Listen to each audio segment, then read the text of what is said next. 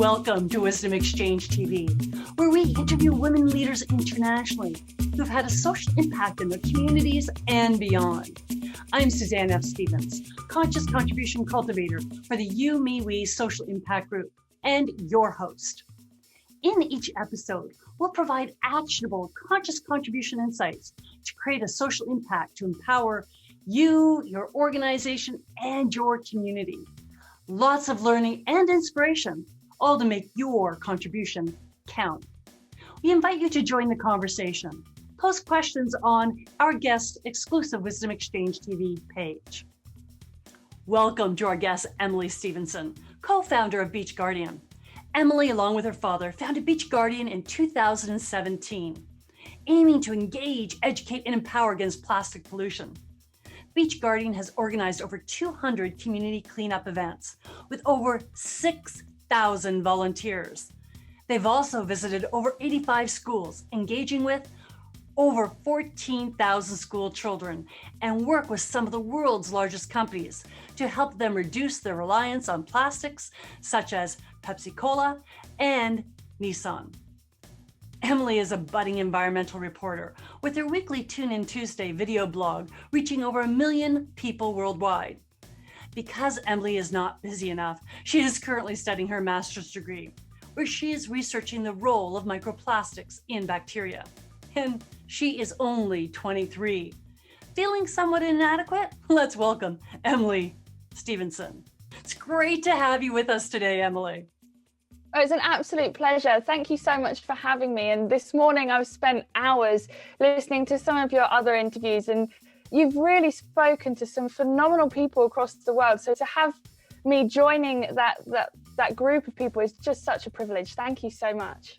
Well, here you are coming from the UK, and we've only interviewed one other woman from the UK to date, but she's actually Kenyan. So you really are our first born and bred British citizen that we have interviewed. So thank you so much for agreeing to the interview. Oh, that's wonderful. Not only, I think you're also the youngest person we've interviewed. So 2 for 1. So let's get started. And, you know, what was the catalyst for you to start this organization, Beach Guardian? I love this question, and I always answer it with such a cliche, in that Beach Guardian has been this jigsaw puzzle that has been forming for many years. There have been so many things coming together to build up to this point, and I feel like we're still building every single day. But really, all it comes from is a passion for the environment, a passion for the ocean, and a passion to protect it. And from growing up in Cornwall and being so connected to the environment from such a young age, and seeing plastic destroying that environment from such a young age, is why I now give my life to protecting the environment against plastic. So what steps did you take to start Beach Guardian? Going back to my lovely metaphor of the jigsaw, there were lots of different things that have helped me become who I am today and given me that empowerment to protect the planet. I think a lot of it comes from my marine biology degree that I did at the University of Plymouth, having that understanding, you know, when we know better, we can do better. So from learning more and more about the ocean and how delicate it is what really inspired me to work really hard to protect it. And now I'm doing my master's degree, as you perfectly explained in the intro. So from having this knowledge, it's what's it really inspired me, but also that connection, that passion, it's all really building up to what I do today. Passion and connection is so important. But at the end of the day, in order to have an impact, you need strategy and you need processes in place in order to make that vision realized. So we know at a young age, you had an experience where you found garbage that was lingering for years on the beach. However, taking a passion and making it a reality, what steps did you do beyond your biology degree? Because before your biology degree, correct me if I'm wrong, you started the process of Beach Guardian. Absolutely. And I think the most important part of why we have been so successful so far has been support and having a support network. And we have been very privileged down here in the Southwest that there are so many organizations that have helped us along the way. So I think the most important thing in starting a social enterprise is knowing when it's okay to ask for help. And that is always, you can always ask for help, and there will always be people there to give it to you. And also being volunteer based, having our volunteers from the very beginning has been absolutely instrumental in everything that we do. You know, without our volunteers, it's just me and my dad on the beach picking up rubbish. It's not as impressive as when you have a whole movement of people with you. So being collaborative and having that support network are so important. So let's break those two groups down, is sort of having the support network and then the volunteers. They're two major stakeholders, and getting both of those takes a lot of work. So tell us about some of the things that you did in order to get those collaborators, particularly with the organizations that you were working with, and then we'll get to volunteers in a moment. So in terms of collaborators, what's really important from an environmental perspective, and that has been so integral in our ethos from the very beginning, is that we will never place blame on people. We will never be angry conservationists that are complaining about things. We always want to be collaborative and working with organizations to find the solutions together. I think for years, not just with environmentalists, but with politicians and so many other fields that you can work in, there's been these walls that build up and up and up, and there is a division between these different fields. We need to be working together. So we've always gone in to our collaborations with an open mind and to try and find the solutions together. PepsiCo is a phenomenal example where they acknowledge that there is an issue with plastic pollution and their role in that. But if we'd have always said, you're to blame, you're the problem, you need to do something about it, those walls are put up. They don't want to work with us. Instead, we say, we know there's an issue, but let's work on this together. Let's find the answers together. And that's why it's been so successful, because you have to collaborate. So many questions I have.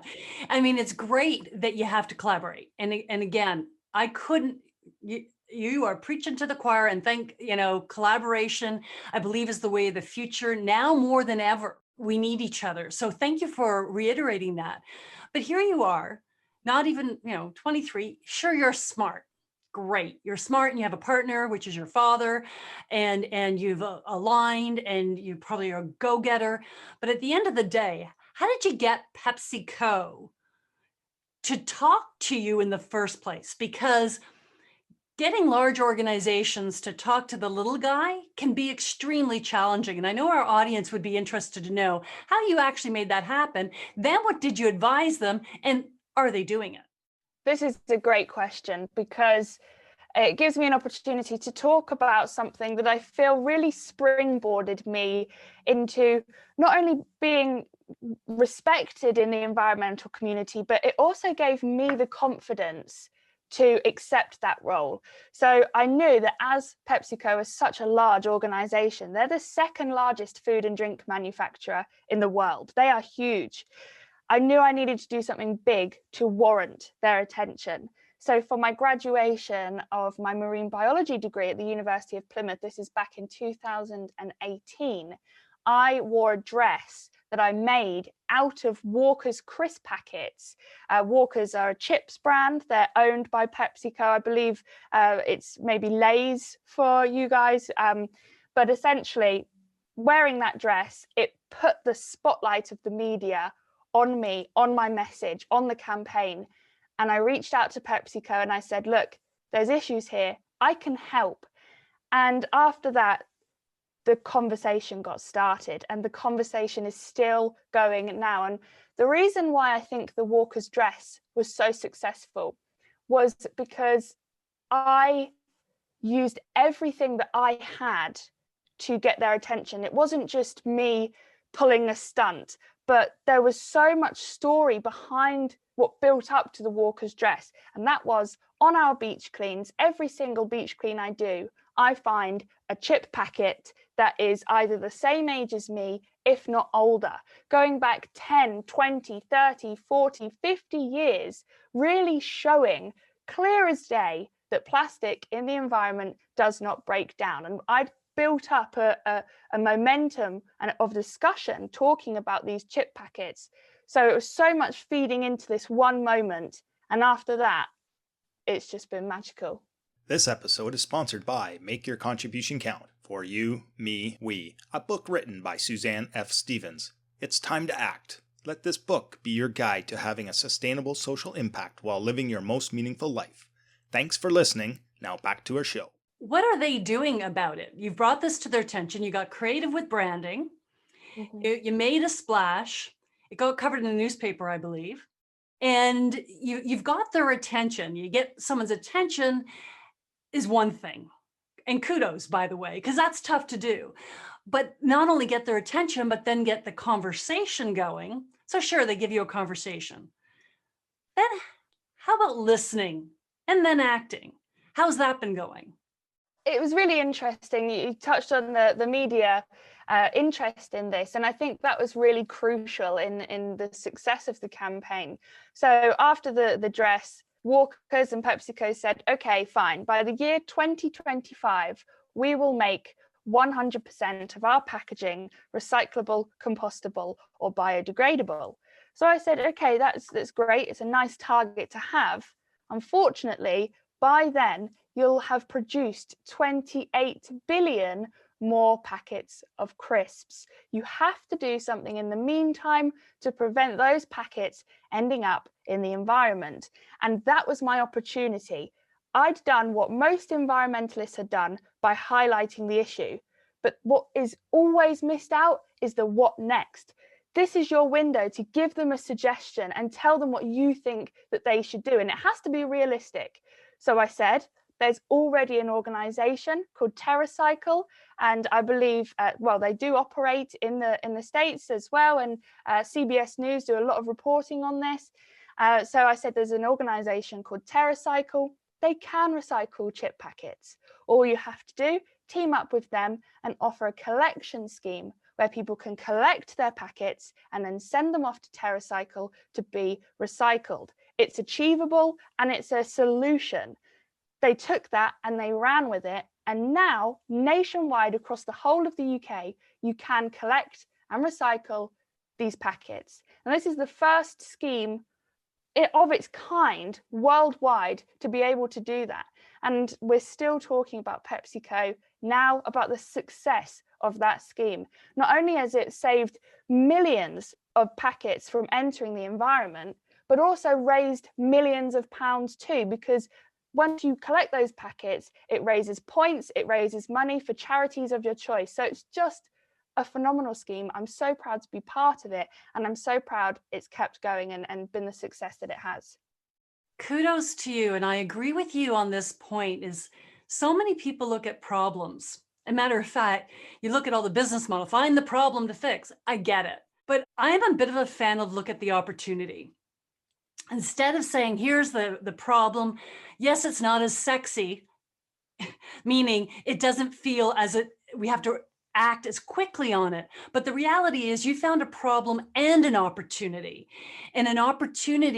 to really add value to the organization.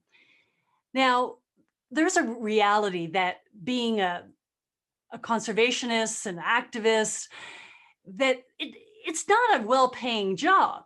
So I'm curious, did you, by getting involved with PepsiCo and advising them as an activist, did you reap any financial reward for this contribution? It's an interesting question. So at the time that all of this PepsiCo stuff was happening, was really at the start of Beach Guardian. And I think what has been a huge part of our success is that, as I said, we are totally powered by passion.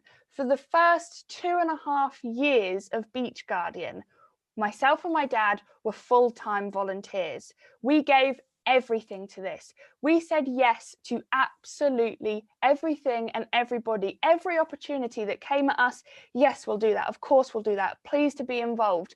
really just to build up our profile, our reputation, and to make as much difference as we possibly can. And I'm so fortunate that in my life, I can do this. What I love the most, protecting the environment, is everything that I am as a person.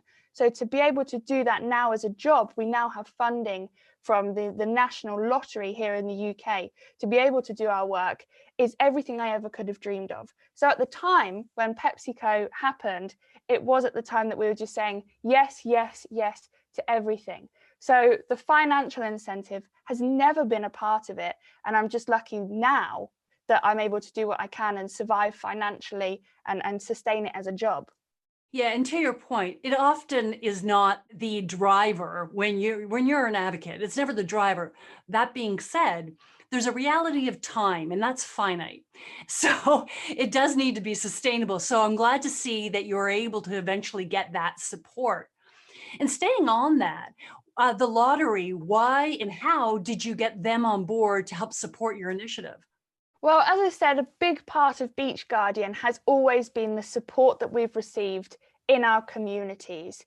And we've been very fortunate obviously at the start, we were full-time volunteers, but we needed equipment, we needed insurance. So there's a really great scheme. I'm not sure if I'm sure it's global actually. Do you know of crowdfunding? Yeah. Yeah, but perfect. So we got a lot of our funds initially through crowdfunding. And from that, it kind of springboarded us into applying for very small pots of money, our community chest funds with our local councillors. And we were essentially just writing grant after grant after grant for very small pots of money.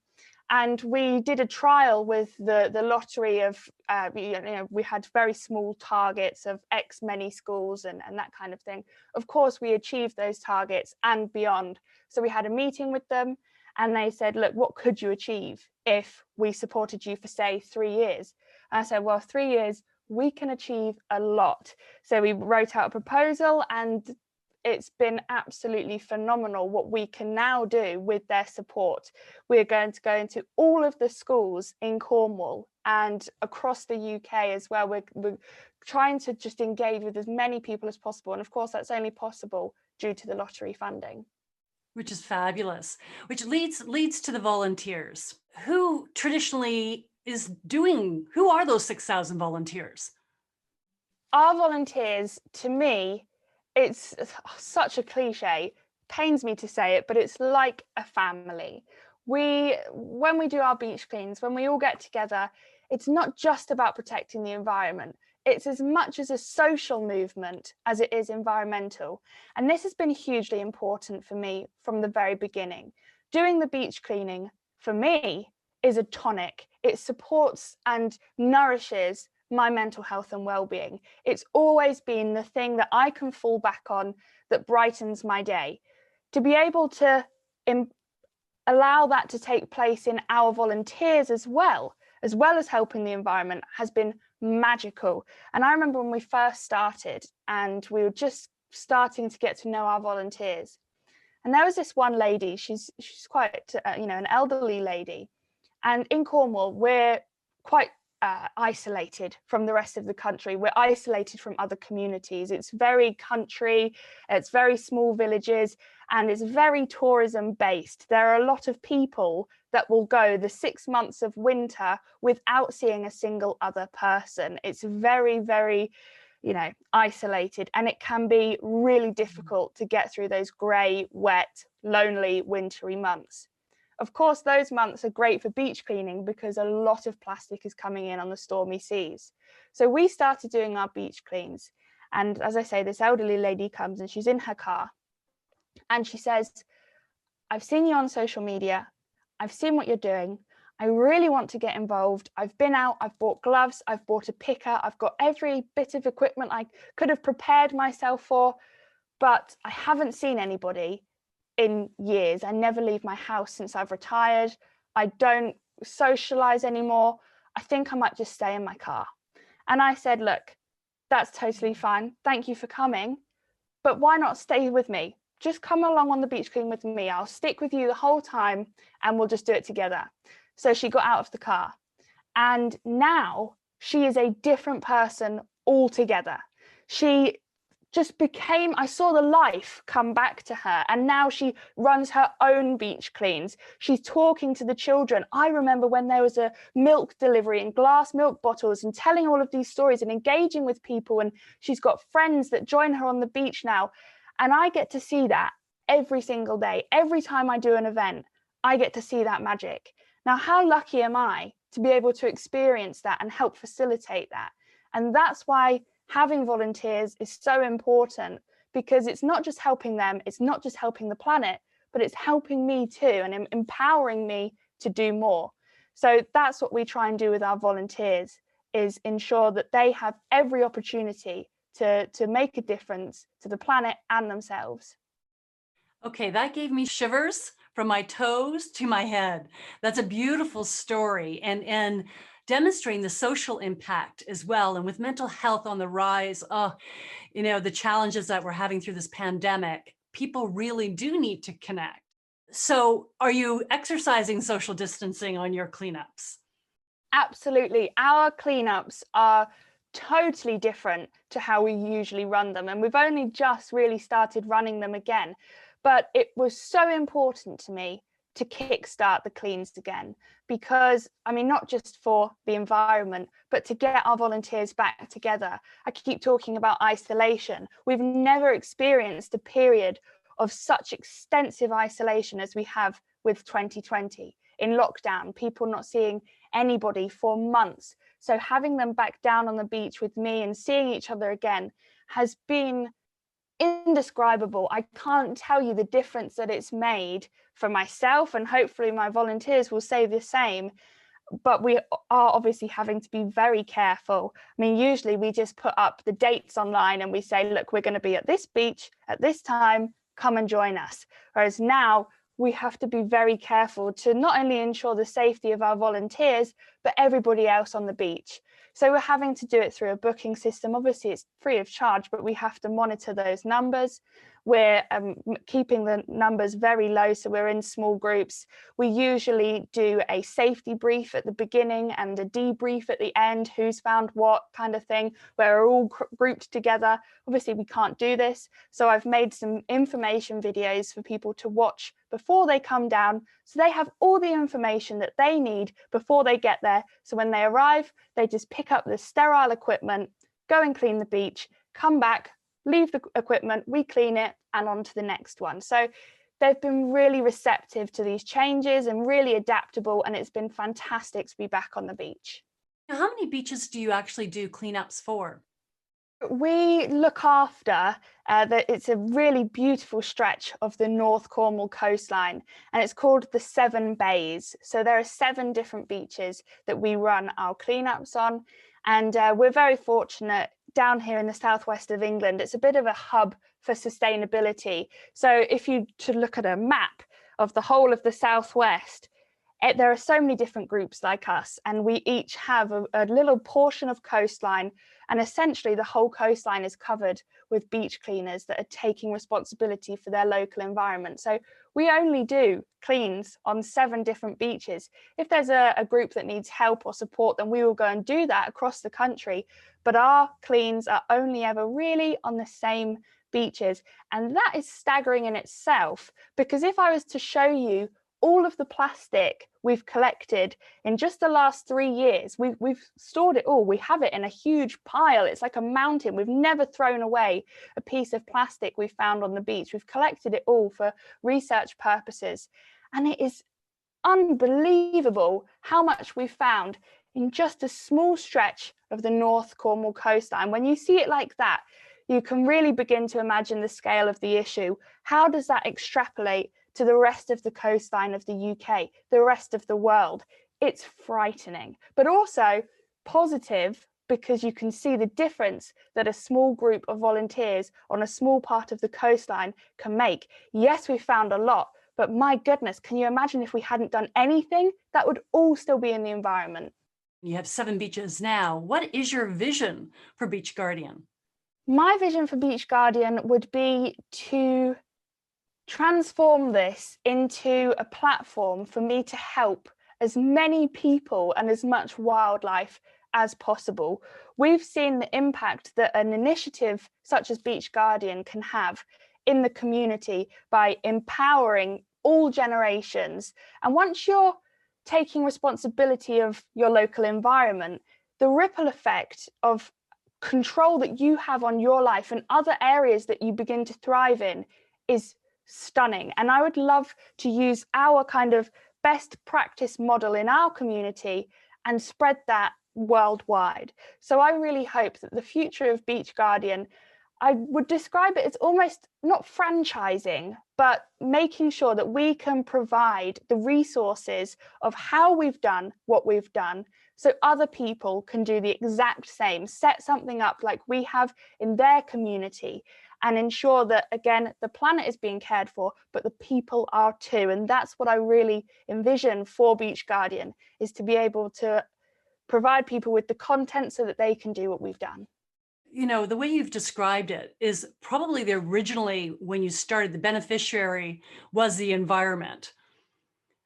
But now it's the environment and the social interaction that people get and value and connection to the environment and each other that is also a beneficiary. So it's also having a isolation impact and mental health impact in a very positive way. Is there any other beneficiary, do you think, besides those two, when you think about what you do? When I first started, when I was a child on this mission, I just wanted to focus on the beach where I lived. I saw there was a problem and I wanted to do everything I could to protect this one beach.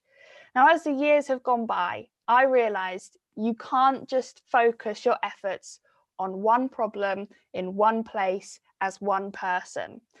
You have to spread that into every other aspect. And you wouldn't believe the people we've engaged with Beach Guardian and the people that can get on board with this campaign. We have the most crazy businesses that you think will never be able to get on board with the campaign, asking for our help. You can't just look at it as, you know, we're doing a beach clean, we're protecting the environment, or we're helping people, we're doing something social. There are so many aspects to this.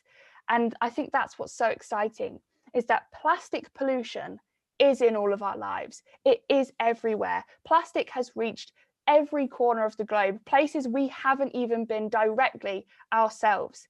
But that is the very reason why we can solve this. It is in all of our lives. We can all do something. It doesn't matter where you're from, what you do.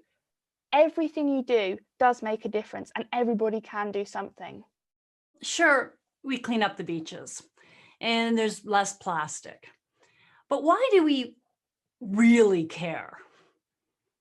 What impact does it have on our physicality beyond the environment? So talk a little bit about that sort of impact so we can really drive this home for people. People ask me all the time, are you hopeful? How are you still hopeful for the future? There have been times where I've been on the beach and there's just plastic everywhere, and what I'm doing is a small dent. It's really tip of the iceberg. And people ask, you know, what's the point if you know that the difference you're making is small in the grand scheme of things? And my answer will always be, if everybody thought that, we would never, ever get anywhere. And if I started saying that I wasn't hopeful, nobody is going to get on a campaign that they think is already doomed. As I've said time and time again, I am so lucky to see things every day that make me feel hopeful. And I am absolutely hopeful for the future. I have no doubt in my mind that we can change this. We can turn the tide, not just on plastic, but every single systemic issue that is across the world. We can solve it only if we work together. And the importance is that you have to realize the power that you have as an individual. You have to take responsibility for that. We will spend our lives diffusing responsibility onto somebody else. Take plastic, for example. Oh, the council will clean it up. Somebody else will clean it up. Chances are they won't. If you break that cycle of diffusing that onto someone else, you make a difference. my favorite quote is, the worst thing that we can do for the planet is think that somebody else will save it. If we realize we are all somebody, we can be that somebody to do something. It doesn't matter how small someone else thinks it is. If we all do that as a collaborative movement, it's massive and it will change the world, but only when you realize the power that you have as an individual to do that. You're singing my song in my book, Make Your Contribution Count for You, Me, We. Me is about taking responsibility. And I love that you and your father decided that this is nobody else's job. This is my job. So kudos to you for recognizing that. And it only takes one, right? It only takes one to start something. And then one perpetuates 6,000, as it turns out, or more people that you're contributing to. But there's also the health issue, because there is the reality that plastics are getting in our systems and they are affecting some of our bodily functions. Do you want to talk a little bit about that? Yeah, we can absolutely talk about it. And I think it's really important because I have had to come to realize that not everybody likes the beach. It blows my mind, but not everyone likes the beach. Not everybody appreciates wildlife. Everybody's different, of course, and entitled to those opinions. But if you can come at this campaign with a human health angle, then maybe people will start listening. And it's really important because plastic, there's so much evidence that supports that plastic is hazardous for human health. I mean, my research, for example, focuses on this as well. So as part of my master's degree, I'm looking at the role of microplastics, as you said in your introduction, and the role in bacteria in the ocean. There's vast evidence to support that any flotsam, any floating material in the ocean will be colonized by bacteria, algae, all sorts of creatures. Now, as part of my research, I'm looking at how these bacteria colonizing microplastics may be driving antibiotic resistance. So this is obviously the ability of bacteria to survive antibiotic therapy. So there are so many things happening that are hidden from the eye, that are taking place, that you would think would never be working together. You know, how could antibiotic resistance be linked to plastic pollution? But they absolutely are. And there are things that we can all do in our lives to not only protect the planet, but protect ourselves too. But as we keep saying, it really does start with the individual. Is there any measures in place that you have and your dad have in regards to, hey, we're achieving our objectives and we're moving this along and we actually are impacting the environment in a positive way? Okay, I love this question too, because this is what is magical about plastic pollution. Because as a campaign, I think plastic pollution is totally unique in it is the only environmental issue where you can directly see the impact that you have had. It's almost instantaneous to feel that reward. I've done something good today. I've done something productive today. If you go to a beach, if you go to a park, if you're walking down the street and there's plastic and you pick it up and it's no longer in the environment, you have made a difference, and you can see that difference you have made. With climate change, for example, we're told to reduce the amount of electricity we use. So I turn off my light. I can't see the polar ice cap that I've saved. It's totally different. But with plastic pollution, you can. And once you have that rewarding feeling and you know you've made a difference, it's always what's next? What can I do next? I describe beach cleaning as the gateway drug to being an environmentalist, because once you start making a difference, you go on to do such phenomenal things. And I see it with our volunteers, and they tell me anecdotal evidence of that ripple effect, that subconscious change that you make, that shift in your consuming culture just from doing a beach clean. A lot of our volunteers say, you know, since I started beach cleaning with you 3 years ago, I know that I'm producing less waste because I don't put the bins out as much. And it's these little things. They're walking down the supermarket aisle and they choose something that's not wrapped in plastic. It's all subconscious. It's all just happening because of the beach clean that you've done. So there is so much difference that we've made across the world, but it's all these little everyday things that together make this huge difference. So how about though with PepsiCo, for example? I mean, that was a massive impact that you made. Are you looking at other organizations to partner with to help them make the same shift?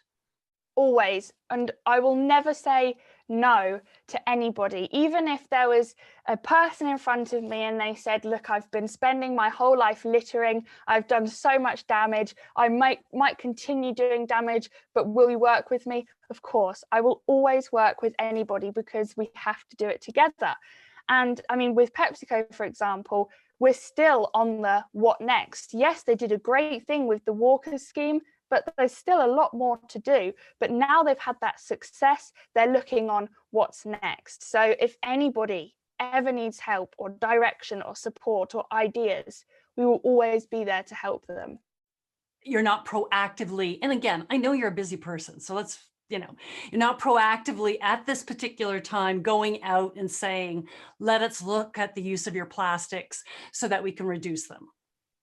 Well, we have an environmental audit that we do. So when we go into a business that wants help, we say, okay, so with this type of plastic, this single use X, Y, Z, you use this much, here are the alternatives. And then we go back and see the changes that they've made and look at what else can be done and the success that they've had, whether it's saved them money, whether it's saved them waste, and all of these different things. So we absolutely monitor these things to ensure that it's obviously working, and then we can look at, okay, that worked, what to do next. Okay, excellent. And that's your measurement. That's what I'm looking for, is that environmental audit that you're actually doing, which is fabulous. So why don't you tell us those 5 key ways for me to start working on my own environmental audit?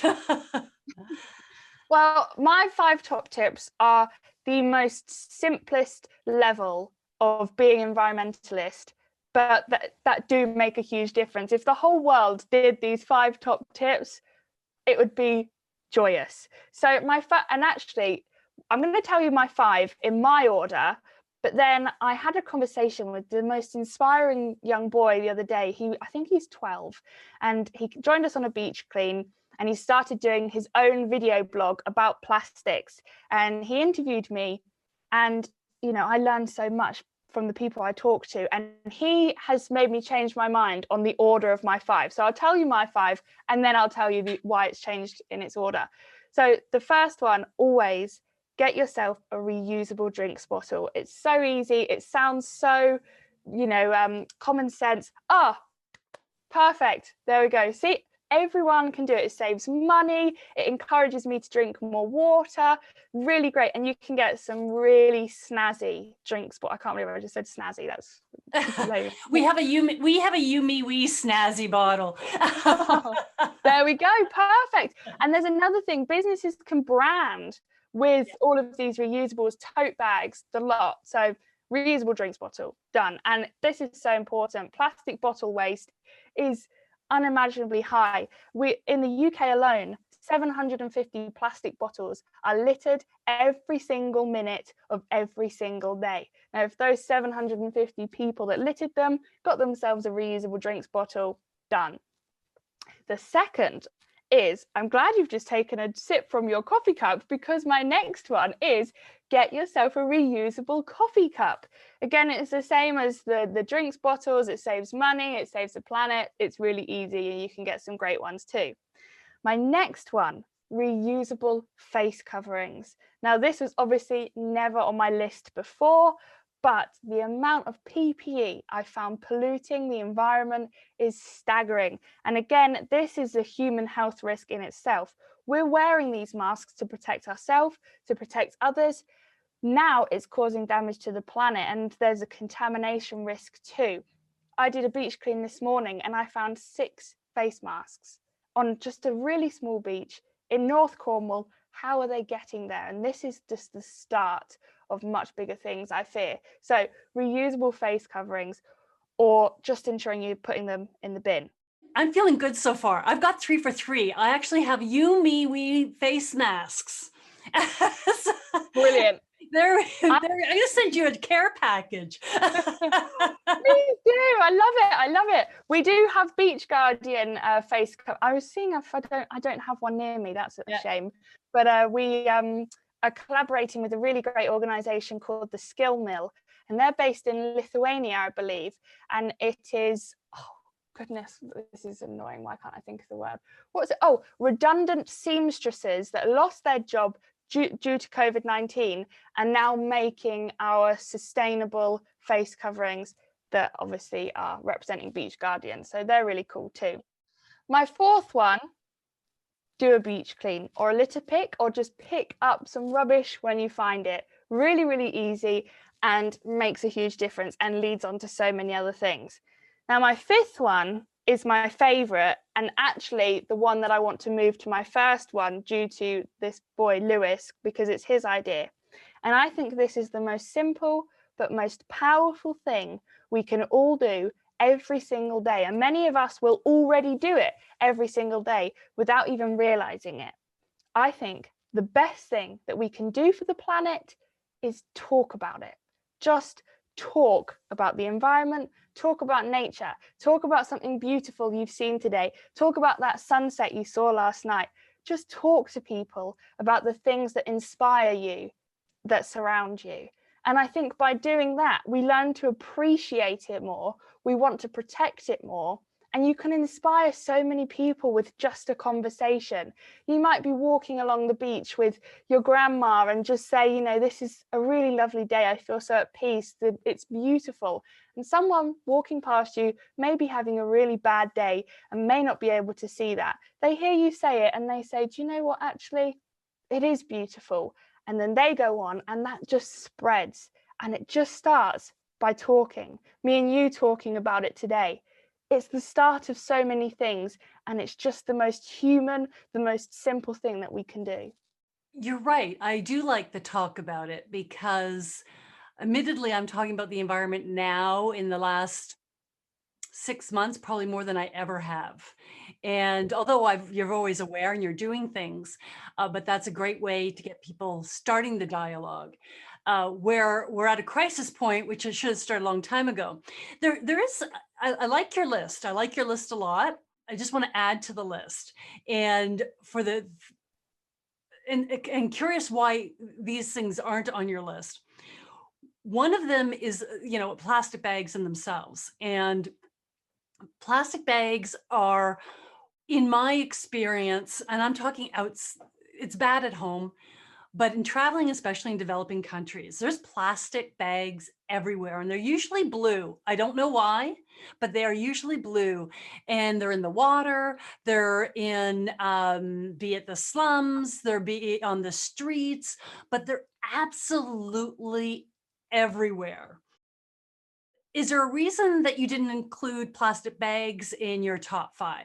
There probably is a reason, but not one that I've actually thought about until now. I mean, in the UK, we have the 5p carrier bag charge. And since that came in, I believe it was 2015 that came in, there's been a 95% reduction in the use of single-use plastic carrier bags. So plastic bags aren't even really a consideration in my mind anymore. They've just been totally almost wiped out from the consumer eye. And I think it's just such the done thing to have a reusable shopping bag. It's interesting that you say about the developing world. I had a fantastic opportunity to go to Kenya on a field course with my degree, and after the field course, I really looked into Kenya because it's such a magical place. Mm-hmm. And I did a series of videos exploring some of the conservation issues and the solutions that I saw in Kenya. And they have next to zero use of plastic carrier bags because Kenya actually enforced the most stringent regulation against plastic carrier bags, you can actually face jail time by selling or manufacturing plastic bags in Kenya. So I think there are certainly a whole range of solutions to tackling plastic bags across the world. It just takes the steps to enforce them and introduce them. But I think another point you raised there, which is really important, is I do worry how accessible it is to be a conservationist or to be an environmentalist, because you can't go on to, and I've seen it especially during COVID-19, because you as a person, you can't go on to help the environment when you yourself haven't achieved your most basic needs of feeling safe, secure, with food security and shelter. Now, we have experienced that ourselves with COVID-19. If we don't feel safe as a person, we struggle to go and give to others and give to the planet.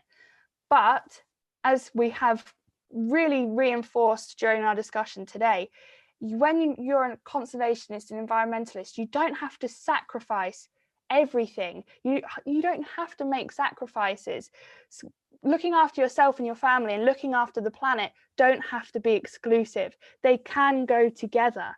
And just by taking the most simple steps, talking about the planet, makes you an environmentalist, makes you a conservationist. So everybody can do it. They just have to feel empowered that they can.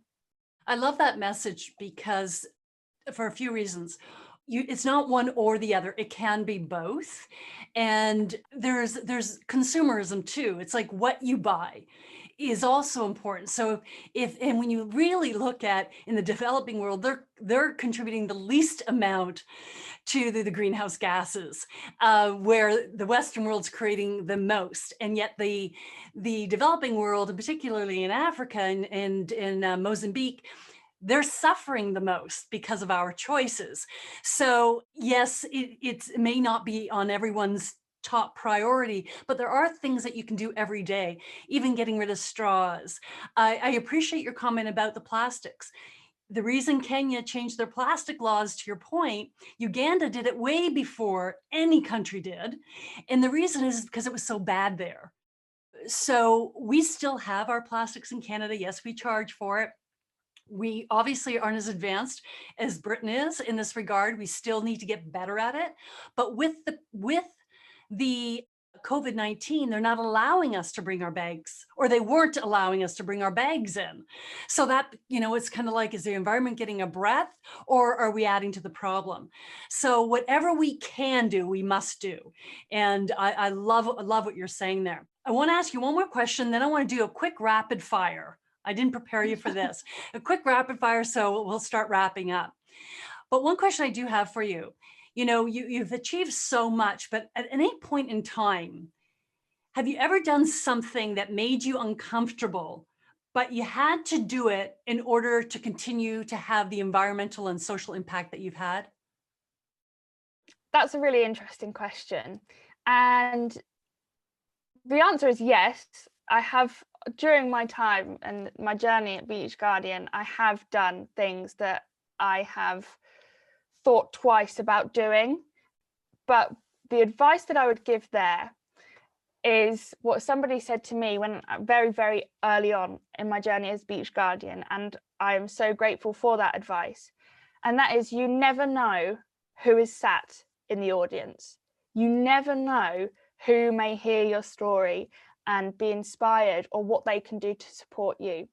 So even if there is a presentation that you think, I don't think I can engage these people, I'm not sure if I can, inspire these people, do it anyway. Just go for it. I mean, when you're powered by passion and you're doing something you love, talking about the environment is something I can do all day, any day. So it's not uncomfortable in that I don't think I can physically do it. I'm not sure about the impact that I'm going to make. But every single time I've gone and done one of those kind of presentations, I have always been grateful for doing it, because even just one person saying to me, do you know what, I really liked that presentation. I've never heard it in the way that you said it. You've made me rethink a few things. that's enough for me, even if just one person says that. So I would say, always say yes to everything, because you never know what opportunities it may bring. But also, to totally juxtapose that and go over everything that I've just said, it's also okay to say no when you have so much going on. You can't spread yourself too thin. And saying no at that point doesn't mean I will never do it. It just means at this moment, I can't give you my 100%. But next week, next month, I will do it, and I can give you much, much more. So you have to get the balance right. Great, thanks for that. All right, we're going to do a little quick rapid fire. So these are short, sharp answers. If you don't know the answer, say pass. There's no answer per se, it's your answer, so there's no wrong answer. All right. I waited my whole life for this. You got your buzzer? Okay. Worst piece of advice you ever received? Remember, they only want to see you because you are a woman.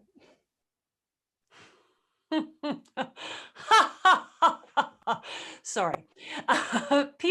Best piece of advice you've ever received? It doesn't matter what they say, they're talking about you. Which of your strengths do you rely on most to have the success you have achieved? Passion. Besides the environment, which beneficiary do you think needs the most investment of time, research, and money?